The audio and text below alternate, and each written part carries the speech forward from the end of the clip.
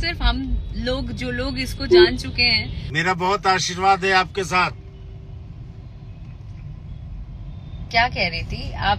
Sorry, आपसे मैं क्षमा याचना करना चाहता हूँ और अपना आशीर्वाद प्रेषित करना चाहता हूँ। खूब आगे जाइए, खूब नाम कमाइए कि भाई उनके नाम से अरे कहीं वो तो नहीं, कहीं वो तो नहीं, इसी का डोंट वरी, सॉरी।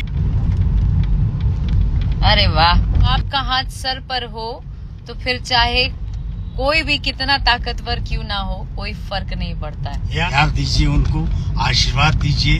कभी हम भी बहुत जवान थे और जोश था, हालांकि जोश अभी भी है, अभी भी जवानी मेंटेन करने की कोशिश कर रहा हूँ। लेकिन जैसे जैसे उम्र ढल रहा है तो हमारा भी एक्सपेक्टेशन अपने बच्चों से ज्यादा हो जाता है कि जब मैं कमजोर हूँ तो मेरा हाथ थाम के आगे चले, और जब तक जीवन है उसकी अंतिम नैया तक मुझे सकुशल लेकर के जाए।